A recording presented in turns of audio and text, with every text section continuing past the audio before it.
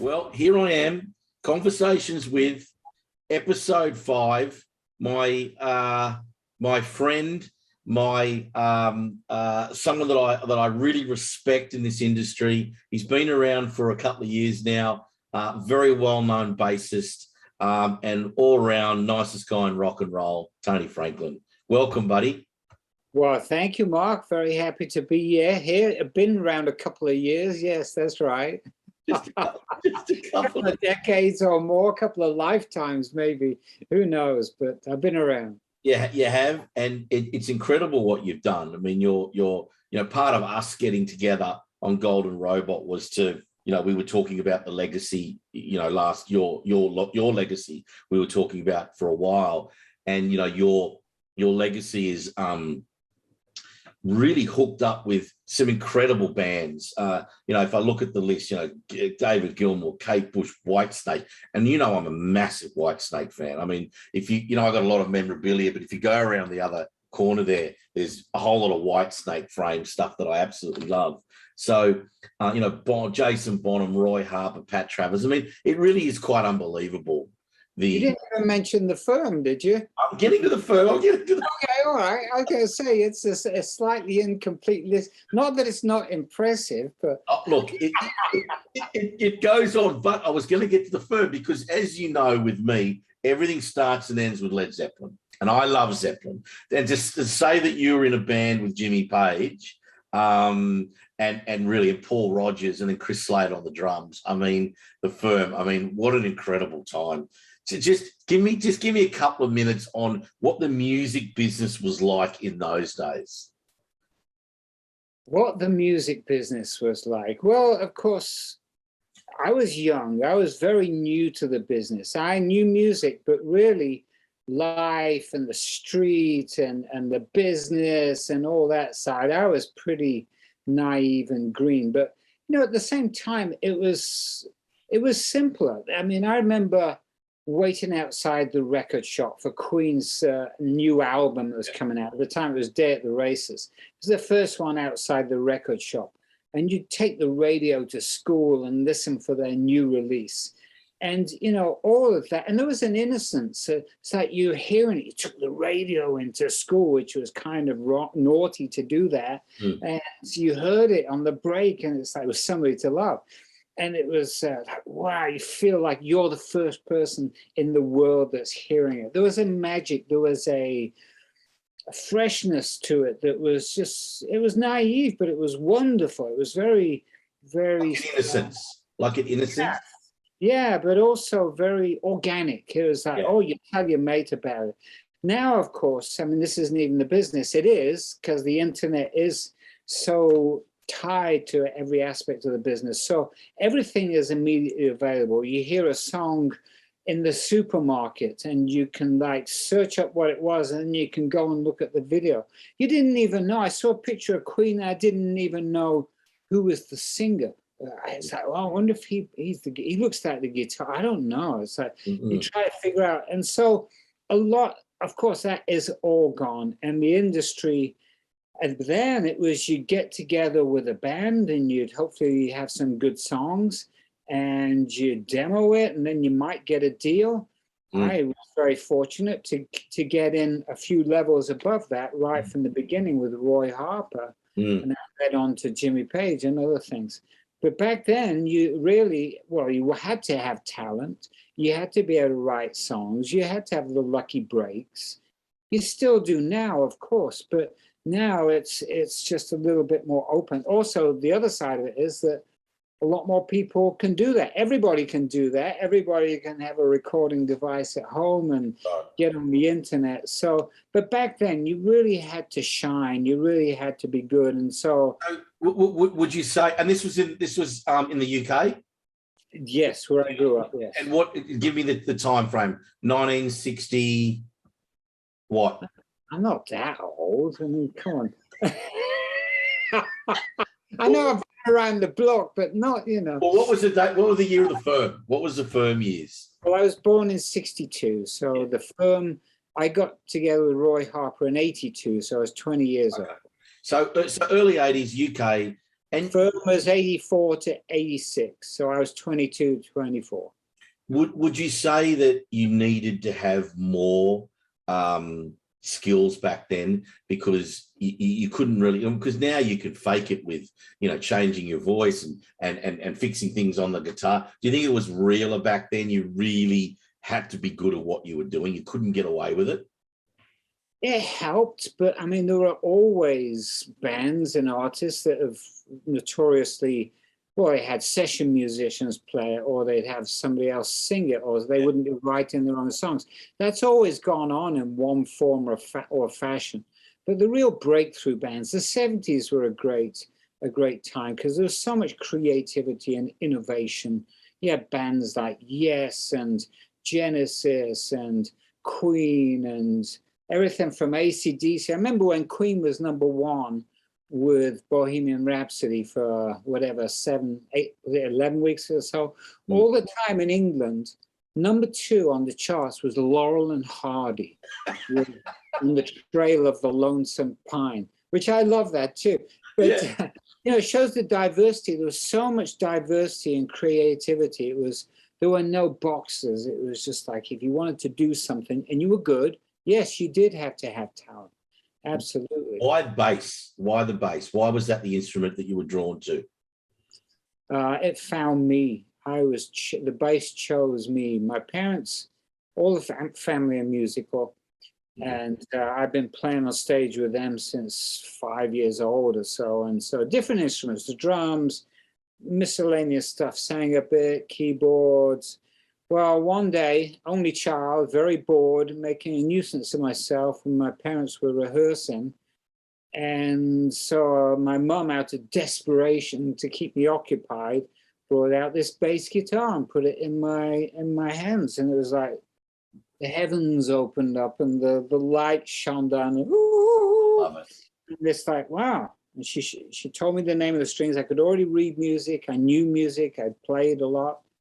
And it immediately made sense to me, the role of it, the notes. I didn't need to be shown anything. 3 days later, I was playing gigs on it. Yeah, wow. So it was like, bass was instant. Fretless took a little bit longer when I discovered that later through Jaco Pastorius, renowned fretless bass player. And then it was, it just kind of evolved. But the bass was, I was meant to play bass, really. Can you play guitar? If I put a guitar in your hand, could you play riffs and play? Yeah, oh yeah. I play guitar all along as well. I didn't, probably bass and guitar. Guitar came a little bit later. Yeah. But I write a lot on the guitar, especially the acoustic. I'm not really a lead player, but you know, strumming and acoustic stuff, folk stuff, yeah, great. So if you were to put together, I mean, and let's call the bass and the drums the engine room of the band, right? If you were to put together from any era, alive or passed away, who do you reckon would be who would be on drums behind you, who would be guitar in front of you, and who would be on vocals? Who's the best? Like, what's the best all-star band you'd love to be involved with? And they can be here, living or dead. Well, I was part of a pretty great all-star thing with Jimmy Page, Paul Rodgers, and Chris Slade. Yeah. No, I have to say that was pretty close to the ultimate. If I could switch out anybody, not because he was incompetent, but because John Bonham is just, to me, the ultimate rock and all-round drummer. Yeah. Jimmy Page doesn't get better than that. He's got so many gifts and talents as a writer, a producer, and a player, and he's just always sounds fresh to me. Vocals, I mean, Paul Rodgers was phenomenal. Wow, who really does it well? Of course, you can't really beat Robert Plant in his prime. Yeah. Paul is pretty phenomenal. Well, come on, Freddie Mercury. I mean, So really, you could have slipped into the old Led. We could have got John Paul Jones and pushed it to the side, and we could have slipped you into Led Zeppelin quite easily. Well, yeah, but you know, here's the thing. Me at 15 years old, I heard Led Zeppelin for the first time. I heard the rock and roll. Loved it. It was on a jukebox playing regularly. Yeah. And you could buy it on a single at that point. And so on the B side of it was 4 sticks which at 15 years old, even though I was pretty well versed musically, I hated that. It made no sense to me. It's like, wow, this is just weird. You know, Four Sticks is kind of a little different. It's got those odd time signatures. Plant's really just kind of riffing, no real melodies or lyrics, just scatting kind of thing. And I turned me off. Me in my naive state did not pursue Led Zeppelin any further after that. Wow. I didn't have any friends who were into it. I didn't hear it on the radio. And British radio, there was nothing like that playing. So, you know, I didn't hear it. So fast forward to playing with Jimmy, I still hadn't heard Stairway to Heaven. I hadn't heard anything. Wow. So I didn't know any of it. If you say, well, can you do something like John Paul Jones? Well, who's that? I would have no clue. So I got into it during the firm. Adore Led Zeppelin now. I mean, as you know, I toured with. So what was the disconnect then? So back then, obviously, you were young and a lot more naive, but you still had the sensibility of music. And so, what changed? Do you think that you now appreciate why they put Four Sticks on the B side? What do you think? Why do you think you get it now and you didn't then? And do you understand why they put Four Sticks on? I mean, it was brilliant. I don't fully understand why it was on there, other than what else from that album would you put on there? I mean, the rest of them are just, you can't put Levee Breaks, you can't put Going to California, it's too good. And so that is open to discussion, but you know, it just seemed a little obscure to me. I mean, what has changed is just hearing the big picture of Led Zeppelin and appreciating working so closly with Jimmy and having that kind of rapport musically that I didn't fully understand, or I did understand it, I didn't fully appreciate it at the time. I mean, he and I, it's essentially a three-piece musical band. We would stretch out and it would just be me and him and Chris back there, just extending solos, and I'd be pushing against Jimmy, he'd be pushing back. I mean, you think, well, that's just normal. That's what a band does. I've had this perspective of time playing in other situations, other musicians, to just really stand back and really appreciate how good that was. And it was Jimmy Page. I didn't fully understand what it was about at that point. Time has given me that perspective. And so I got into the whole catalog. And just, you know, then when you have that perspective of what he created and what the band did, and what the first thing that hit me was John Bonham, just what a presence and what a unique identity he had with that band that I've not heard with any band before or since. There's never been anybody quite like that. And if you know Led Zeppelin like we do, I mean, I've got, as I said, memorabilia everywhere. Just above me here is fully signed. The Song Remains the Same with Bonham on there as well. And so knowing Led Zeppelin like you know it and I know it, me coming from a pure fan perspective and you coming from a musician's point of view as well as a fan, it made perfect sense that when John Bonham died, the band stopped. Absolutely. It was the only thing to do. And there's nobody, and there's been nobody to replace him. Jason, it comes very, very close, but he'll tell you himself, his dad did things that he isn't able to do. I mean, you know, drumming, any instrument, it's such an individual expression. It's a personality thing. And you can play all the right licks, but there's everything that went into John Bonham, his lifestyle, his upbringing, his family, his influences. Everything went into what became his playing style. Yeah. And you know, that people can play all the right stuff, but it will never sound the same. That's right. It'll always be an imitation or a copy of it rather than... Yeah, and Jason's great and probably comes the closest to it. But I saw Jason at the Greek Theatre a couple of years ago in LA. And that was fabulous. So, all right, so we talked about the All-Star Band, but Is there ever been an opportunity that you were given that you turned down, that you regret? A band you said no to, and they either went on to success or something else. But is there something you've ever turned down that you said no to, and it went on, and you regret it? I'm hesitating because essentially no is the very basic answer to that. So you've done everything you wanted to do. What? You've done everything you wanted to do. Well, almost. But you know, the universe has its way of steering us sometimes. Yeah. I get very philosophical about this stuff. Yeah. This comes close to home because, and you'll love this story if you haven't heard it. In 1987, I just started working with the nucleus of Blue Murder. Mm-hmm. John Sykes and Cozy Powell was the original drummer. Mm-hmm. And various vocalists were going through. Ray Gillen was part of it for a little while. Mm-hmm. And so I did this gig with Kate Bush and David Gilmour. Mm-hmm.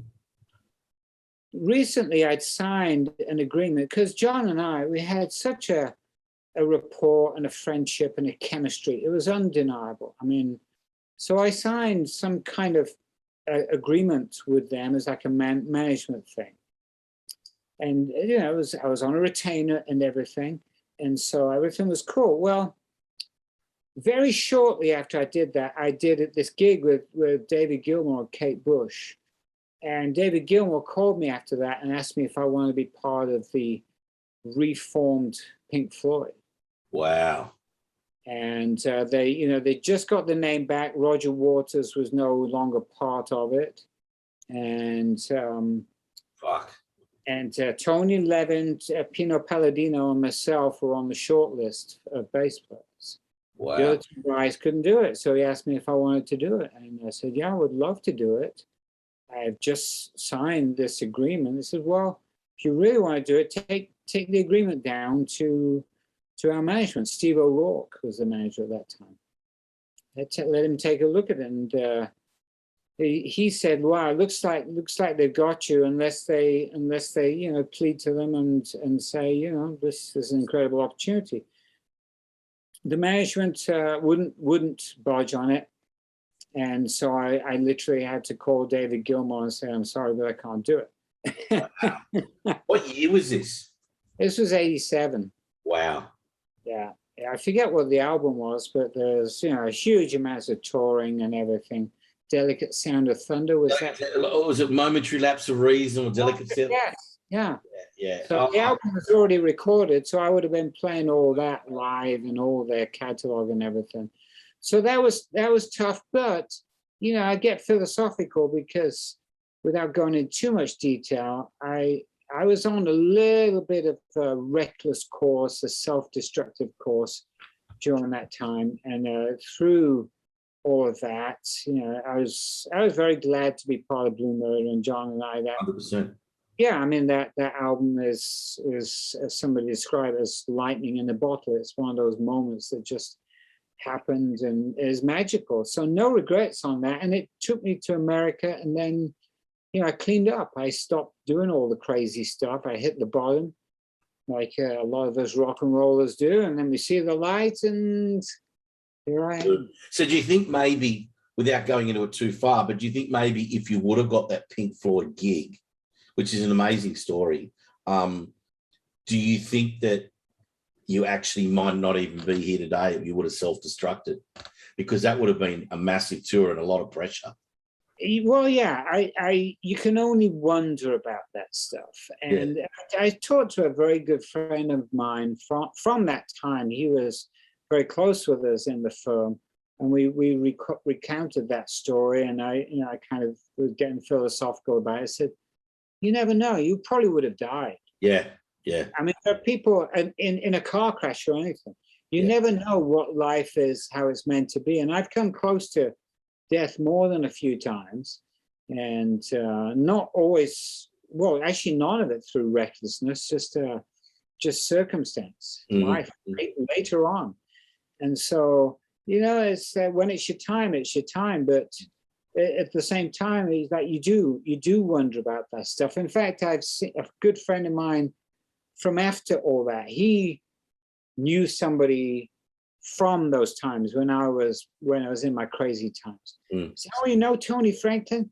Yeah, that guy. I said, yeah. Wow, is he still alive? So, you know, the course I was on, you don't always see it yourself, but other people do. Yeah. I was on a pretty reckless path. So, yeah, I can only wonder. Yeah, you never know. But you never know. Maybe the universe was looking after you by not giving you the gig. I truly believe the universe has been watching over me. Now I'm a lot more conscious and I tune into that. Yeah.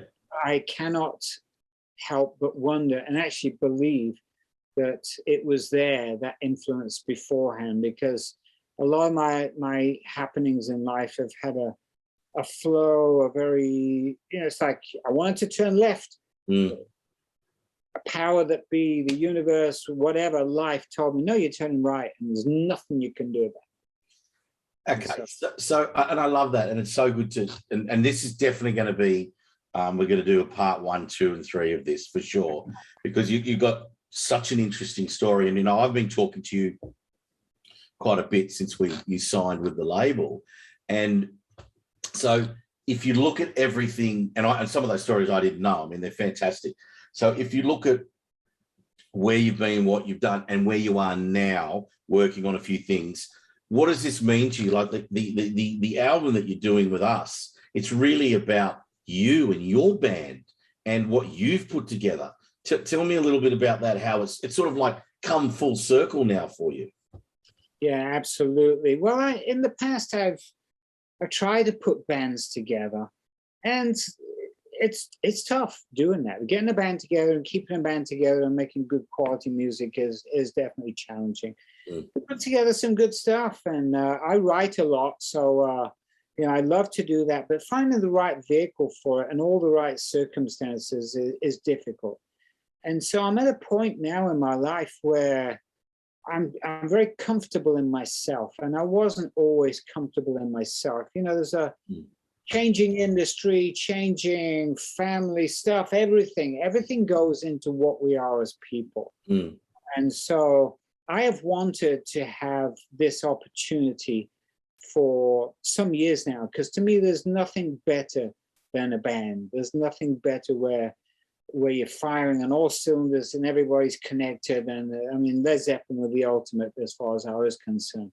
I want something to be as powerful and potent and have the chemistry of that. But at the same time, yeah, I see myself as playing the role like Jimmy Page did, where I'm overseeing it and producing it and doing all of that. So Golden Robot yourself have given me that opportunity to put the songs I want to do, and I have a lot. It's a case of choosing which ones are going to be the first outing for this. And so putting together the right players, and the nice thing, we'll put it under my name, probably with a band name. Later we may even be able to drop my name if it becomes so established in its own right. But have it so that, hey, you know, if we do want to switch things around, it's not attached to one thing, because it's always for me, and it always has been about the music. Yeah. What does the music need? What do we need to get this song across? And Led Zeppelin, I'm sure I know we're the same, because I was reading some stuff where they're recording When the Levee Breaks, and they recorded it a few times. Same with Stairway, you know, and the vibe had to be right. It wasn't right with Levee until they got that room sound at Headley Grange and all that, and it was like, okay, that's it. For me, it's putting it together, and you have been very supportive of that. It wants to be right. It's got to be something that I really feel good about. And all the experiences I've had with all these different artists and situations and that all go into this. I really feel ready for the time to put something together that really represents me and what I want to say and all that. So and you get that, and you're supportive of it. It's like, no, it's not going to be, doesn't have to be a superstar, all-star thing, bring in a bunch of names. It can be, but they have to be the right people. If they are the right people and the names, then great. But if not, it's about the ones that really get the music and play it right. Yeah. So it's interesting because you're you know, whenever your name comes up or I speak about you or however it comes up, you're very well liked, very well respected. And I speak to a lot of people all the time about a whole lot of different things, but it really, I've never heard a negative word about you ever. This industry and people and fans, everyone's got something to say about somebody, but you've always had this incredible amount of respect out there. So to be able, for us as a label, to be able to do this with you is truly an honor. It really is, because you think about who you've played with and what you've done, and then there's stuff we haven't even talked about that we haven't even touched on that we will on in another few episodes. But to be able to work with you and for you to be doing something different with us, something you've always wanted to do, but now it's different. It's your own baby, your own band, is something that's just truly an honor. It's very exciting. It's very exciting to see what will come out of that for us. Oh, it's exciting for me too, because I have so much. I mean, there's so much I want to say, and hopefully, this will be received well, and we can go on and do more and make lots. I mean, lots of great music. I mean, I'm barely beginning. Yeah, I've accumulated years and years of material and such diverse and powerful stuff. I mean, yeah. I'm truly excited about it. So, I'm writing a book at the moment of my, different things I've done in my life, etc. And it'll take me a couple of years to write. And it's called One Too Many Clowns, right? If you were to write a book, and hopefully maybe you are, maybe you're not, but if you were to write, you are? Yes. What would you, can you even tell me what you call it now, or are you letting the cat out of the bag? I've had so many titles, there's a lot of stuff in there because, as you can probably tell, I get very reflective and philosophical about things. And I want it to be, I've got some great rock and roll stories, but I don't want it to just be another, tale of woe and rock and roll dirt. There's plenty of those out there. I want it to be a journey of how things flow and how they play out. And sometimes we do things and it doesn't always turn out how we hope it will. Yeah. I've had my ups and downs. So I want it to be almost like a life story with this interwoven rock and roll to it, with some legends in there that I've been very fortunate to work with. So at this point, I'm not getting the right title for that is challenging. Yeah, it would be, because I want it to be rock and roll, but I want it to be kind of philosophical, spiritual. So it's maybe call it the spirit. Maybe call it the spirit of rock and roll. Yeah, you never know. That's I love that. I love that Pink Floyd story. The one thing I love about my job, so to speak, is meeting different people and listening to their stories, being a rock fan and being someone that loves music and listening to stories. I've got to say that Pink Floyd story, I've got a few top stories. Andy Gould, ex-manager of, he's an LA manager. He's managed some great bands. He told me one of the best Guns N' Roses stories. John Sykes told me one of the best stories ever when he auditioned for Ozzy Osbourne. Right? That was just one of the best stories ever. And your story about Pink Floyd is absolutely up there. And I like the story about Pink Floyd because it's got such a spin to it, because it's something that was an amazing opportunity that didn't happen. But then, as we said, if it did happen, what would that have led to? And so I love that. I love that there's a back to it. So very interesting. I can't wait to read this book. When do you reckon you'll have it out?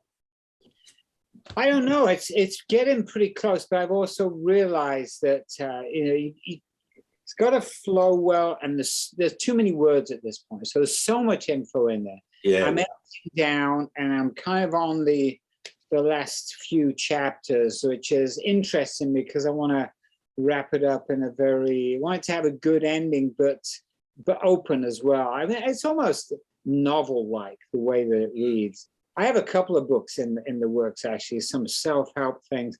And then the stuff I don't want to tell in this book, which I'm going to make a novel of. Yeah. So, yeah, it's like... That's a good idea. Yeah, so there's so much I want to do, and it's exciting. It really is. You know, I just got to live a long, healthy life. I have to live to 125 or something. Totally. Well, look, mate, we're going to call this part one of Conversations with Tony Franklin. I love you to death, and you know that us working with each other came about. We had a few hurdles to get over, and we got over them, and we're now working together on the album, and hopefully this is the start of many things we're going to do together. And you know, anything to do with you is always good, and that's what I like about it. Anything to do with you is always good. You're always very respectful, and you're always a gentleman. And I really appreciate working with you. It's an honor to be doing this music with you, and thank you for doing part one of Conversations with Tony Franklin. And in a couple of months, we'll do another one when we can talk about the music with the band and see where we are and see what you're up to then. So thank you, my friend. Yeah, no, thank you. And thank you for your kind and positive words. I appreciate that. You know, we're all just finding a way, fighting, surviving, thriving, grasping at whatever is in front of us. And it's like, it's never a clear journey, but you know, it gets to a point there where like we have a focus here with what we're doing, and that is wonderful. It's a thread that's there, because you know, I'm doing plenty of other stuff. I'm doing lots of sessions. I did some gigs recently with John Fogerty. We'll save this for part two and beyond, but no, I appreciate you, and I'm very excited going forward here. Thank you, buddy. Thank you, and I'll see you soon. All right, mate. Cheers. Bye, buddy. Bye.